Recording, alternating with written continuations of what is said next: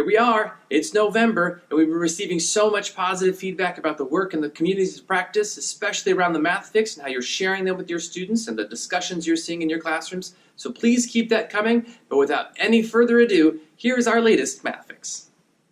Today's Math Fix centers around 4.nf.1, understanding and creating equivalent fractions using visual models. Bottom line, this Math Fix is all about using a model to name multiple equivalent fractions. In this Math Fix, students will go beyond the obvious of 4/16 and identify equivalent fractions for the model. When students begin considering this Math Fix, they might likely quickly count the shaded and put that as the numerator, then counting the total and put that as the denominator. Even though they haven't ever encountered 16ths, they might not struggle to get 4/16. It gets a bit more challenging when you try to consider another name for the fraction. Don't be surprised if you see students redrawing the image and moving around the shaded parts. If they move all of the shaded parts to the first column, the image looks like this. From there, we can back into realizing the whole is split into fourths.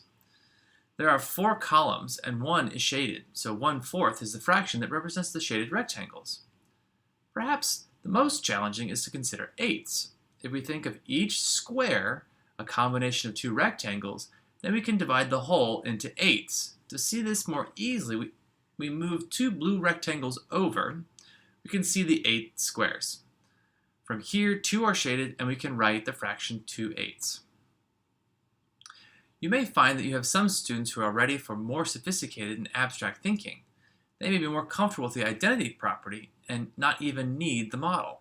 These students can see 4/16 and divide the numerator and the denominator by 2 and get 2/8 as the equivalent fraction.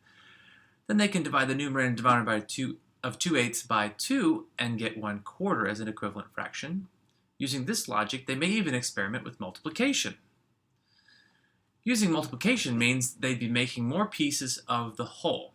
Consider cutting each 16th into 2 pieces. Now we have 30/2, and 8 of them are shaded for 8/32.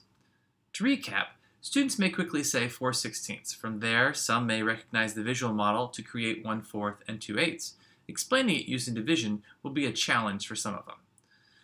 Some students may even recognize they can use multiplication, or they can simply break each part of the whole into more parts to rename the fraction further while maintaining the equivalency. This means there are an unlimited number of solutions. Well, that's November's Math Fix. Thank you for participating. Thank you for being involved in all of our Math Fix this year. Keep that feedback coming, and we'll see you again in January.